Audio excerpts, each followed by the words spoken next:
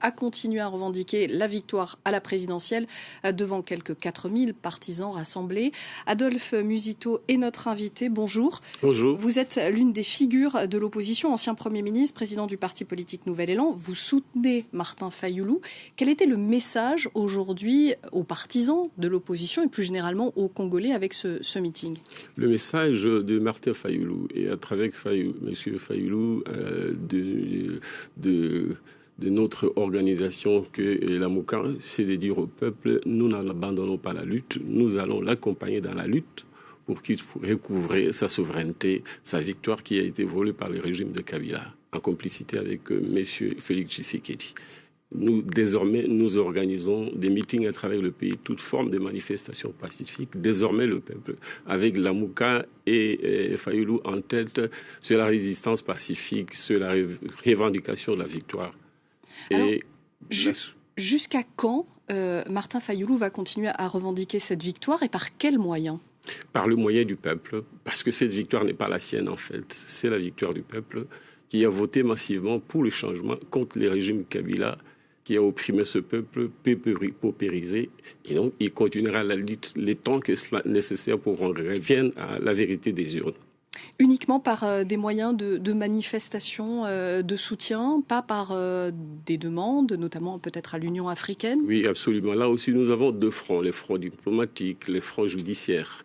Parce que l'instance nationale qui a dit et mal dit les droits, à savoir la Cour constitutionnelle, encore qu'il y a eu dissidence, il y a eu une opinion dissidente de cette Cour.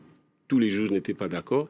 Et à l'occurrence, les juges Sengo ou Asenga, il a dit qu'il n'était pas d'accord, qu'en principe, la requête de M. Fayulu devait être non seulement recevable, mais fondée, et que pour cela, la Cour devait annuler la décision des promulgation ou de publication de résultats provisoires tels que annoncés par la CENI, et que aussi la Cour devait de ces faits aussi demander à la CENI de continuer la compilation pour que désormais les résultats qui seront publiés doivent soient les résultats compilés par les centres locaux de compilation.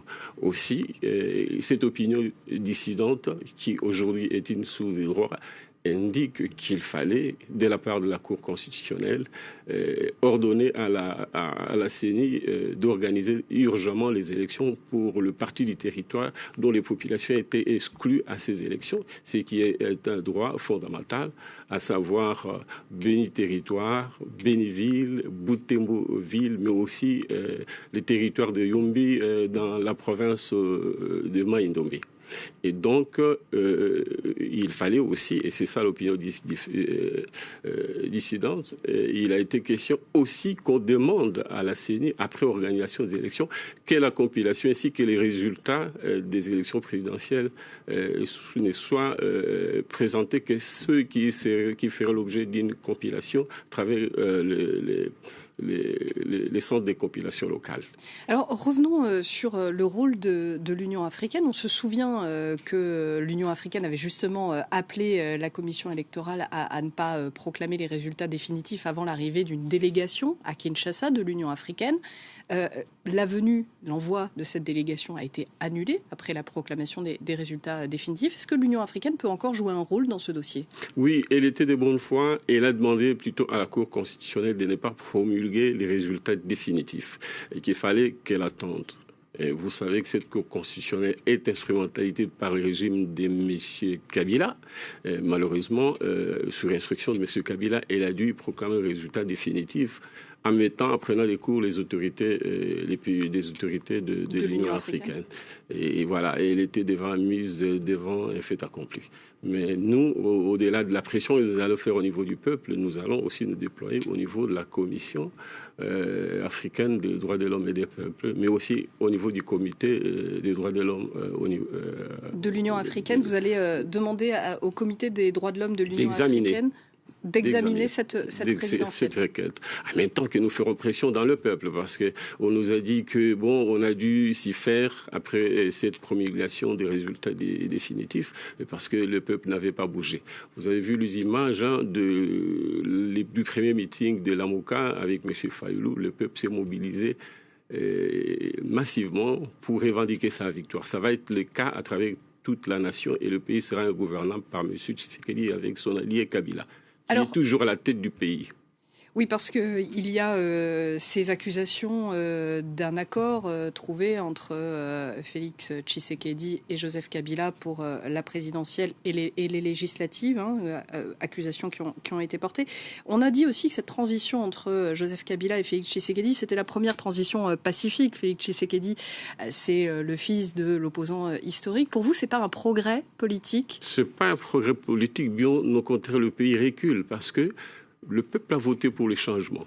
Le peuple voulait Fayoulou comme alternative à la tête du pays. On lui a donné les suffrages à hauteur de 62%. Tshisekedi n'a eu que 17 ou 18, tandis que Fayoulou, qui était les dauphins formels, parce qu'en réalité, il va s'avérer que le vrai dauphin était M. Tshisekedi, il y a eu cet accord qui a voulu... Initialement, il était prévu que Tshisekedi soit Premier ministre et qu'il cautionne l'élection de M. Chadari. Mais il s'est révélé que Chadari était tellement faible que Kabila a pris peur en se disant, bon, il vaut mieux que je prenne un des opposants, en commençant par les plus faibles, de manière à ce qu'ils me servent des boucliers, puisqu'il a quand même une population, une communauté qu'il a voté. Et celui-là se mettra entre lui et le peuple pour amortir le choc. Et je crois qu'il est en train de se rendre compte qu'il a fait un mauvais calcul. C'est vrai qu'il y a eu cet arrangement occulte qui a fait que Tshisekedi malheureusement accepte d'aller gérer avec Kabila tout en n'ayant pas le vrai pouvoir. Parce qu'en tant que chef de l'État, il a des prérogatives constitutionnelles, c'est vrai, mais il a négocié ça de sorte que dans la pratique, il sera difficile de gérer l'armée, de gérer la défense, de gérer les services de sécurité, mais surtout de gérer l'économie, les finances et le secteur minier, qui est le secteur pourvoyeur du budget de l'État. En même temps qu'il n'a pas la majorité parlementaire. Et parce qu'il n'a qu'une trentaine, lui et son ami Vital Kamerhe, ils ont à peine 40 députés, et donc largement faible au niveau du Parlement. Et le Parlement sera toujours à majorité kabiliste, et de sorte que le gouvernement qui en sortira, c'est celui de Kabila, si ce n'est pas Kabila lui-même. Quelle sera la conséquence? C'est qu'il ne pourra pas influer sur les politiques publiques de ce pays. Et donc, il sera une marionnette entre les mains de M. Kabila. C'est ça le danger pour notre République. C'est pourquoi nous disons que Kabila est toujours là, comme chef de la coalition majoritaire, une majorité factice, bien sûr. Au Parlement. Et au Parlement, c'est lui qui va gérer le pays, aussi bien au niveau du gouvernement, qui sera de son émanation, mais aussi au niveau des prérogatives du chef de l'État, qui est finalement une marionnette à sa guise. Merci beaucoup, Adolphe Musito, d'avoir été l'invité de France 24. Fin de cette édition. Merci à vous de l'avoir suivi. L'information continue sur